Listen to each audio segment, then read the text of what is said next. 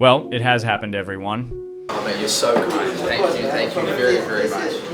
Yeah, thanks. Are you Liam Lawson has been demoted to the racing bulls after just 2 races into the season, making him the driver with the shortest stint in that second Red Bull seat. And as expected, the decision has sparked a lot of controversy in the media. But let's be honest, controversy and Red Bull go hand in hand, don't they? So let's break down what went wrong for Liam and why Red Bull made this tough call. First, let's address the most frustrating aspect of this whole situation: the overwhelming criticism directed at Red Bull.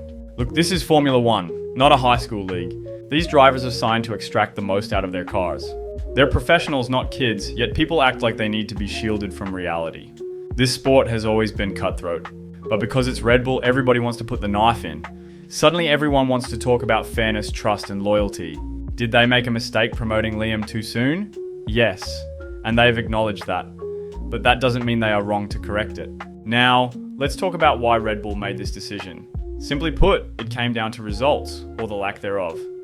Lawson struggled to get the most out of the car, and what he showed at the sister team or in the Silverstone test didn't translate to solid performances in the opening races. Red Bull is fighting for the Constructors' Championship again, and they believe they have a car capable of doing so. I'd argue the same, especially when rivals make mistakes and Ferrari, well, does Ferrari things. But they've already lost valuable points in the first 2 races, and they couldn't afford to let that trend continue. It's unfortunate that things didn't work out for Liam the way we all hoped, but Red Bull is a top team, and they expect more from their drivers, and you can't blame them for it. Now, coming to the big question, was Red Bull right to replace Lawson?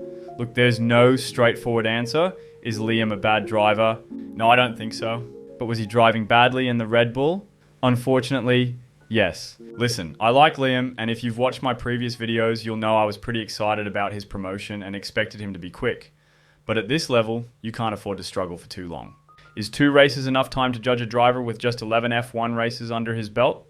Probably not, but there's no guarantee that more time would have brought improvement.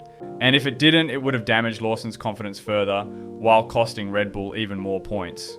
So while I do feel for Liam on a human level, you also have to consider the other viewpoints.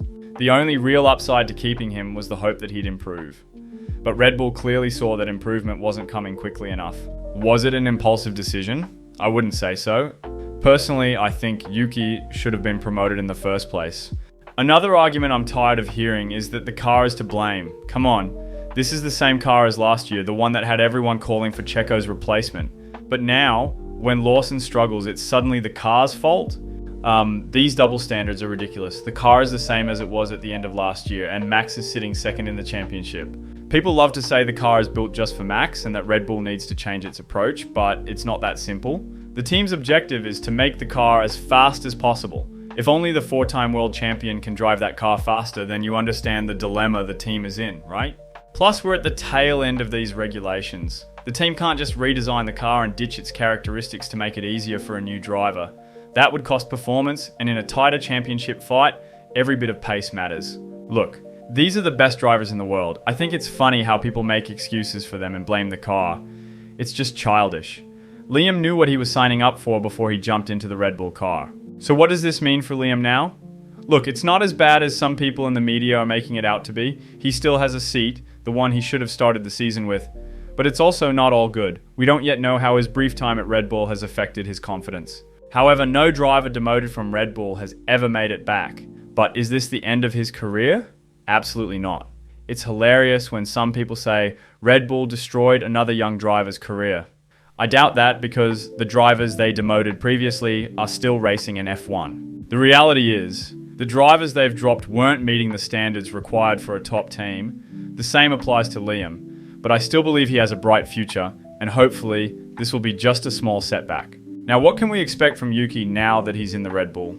Well, for starters, consistent Q3 appearances would be nice, along with some solid points finishes.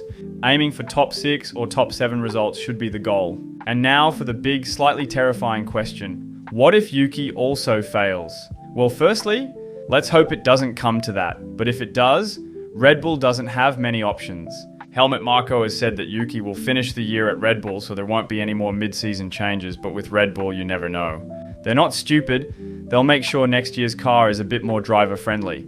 But if their second driver still struggles, the logical move would be to bring in someone experienced. maybe someone like Sainz or Hulkenberg, if they can get them out of their contracts. They also have junior driver Isaac Hadjar, but it's still a bit early for him. Honestly, it's hard to predict. Maybe another driver unexpectedly becomes available. Who knows? In the end, I just hope Yuki succeeds where Liam couldn't. This year's championship battle is shaping up to be much closer, and I really hope Red Bull can put up a stronger fight in the constructors' standings than last year. And that's it for this video, guys. If you enjoyed it, give it a like and don't forget to subscribe. Also, before you comment, no, this video is not sponsored by Red Bull. Let me know your thoughts in the comments down below, and I'll see you guys in the next video.